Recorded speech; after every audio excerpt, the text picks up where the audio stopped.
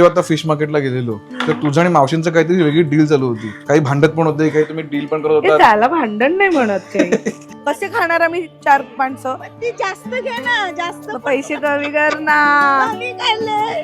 गोड आहे मला मस्त. आणि आता कुठेतरी फिश मार्केटला जाऊन काट्याचे, मासे विकत घेणं कमी झालंय. देन लुशियस ऍप आणि याच्यावरनं हे काय मजा आहे. मार्केटमध्ये येऊन जर बाजार घेणार हा. असेल तर त्यांच्याशी जे भाव वर खाली आहे ना, त्याचा एकमेव कारण असतं त्यांच्या बरोबर होणाऱ्या गप्पा रिलेशन आणि त्या विशेष गप्पा मारतात. हे बघा मी घरी जाणार आहे हो, हो, हो. घेऊन. आईनी किंमत बघून हाकलून दिलं असं नाही नको नाही करू. नाही तुझ्या घरी येऊन राहावं नाही लागेल. करणार. हे जमलंच नसतं मला कधीच. मला ते म्हणाले असतं ना 15,000 दे. काय करायचं? मासे तुम्ही जाऊन घेऊन ना घरच्या. मग तर चुकलं म्हणजे माझं येऊन. आपण पुढच्या वेळेला बसू आणि हिला खूप पैसे हो. त्या मधल्या मध्ये आपल्याला रेसिपी पण सांगून टाका. हा. भाजीत कुठल्या घालून करायचे का ह्याचा रस्सा करायचा.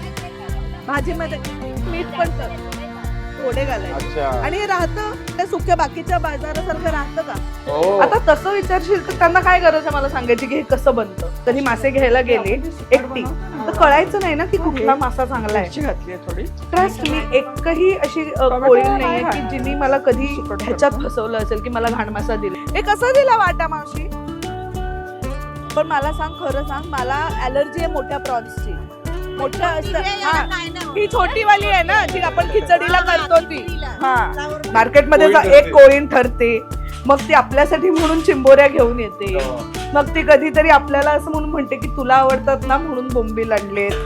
असं हे सगळं होत राहतं. हे कुठलाही ऍप तुमच्यासाठी करत नाही. म्हणजे जणू काही तुम्ही खूप लहानपणापासून एकमेकांना ओळखताय. नाही नाही, सगळ्यात फनी होतं जेव्हा एक बाईने क्षितीला ओळखलं आणि ती वळल्या वेळा म्हणली क्षिती जोग ना.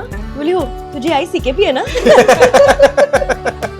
मी पण सिकेपी आहे.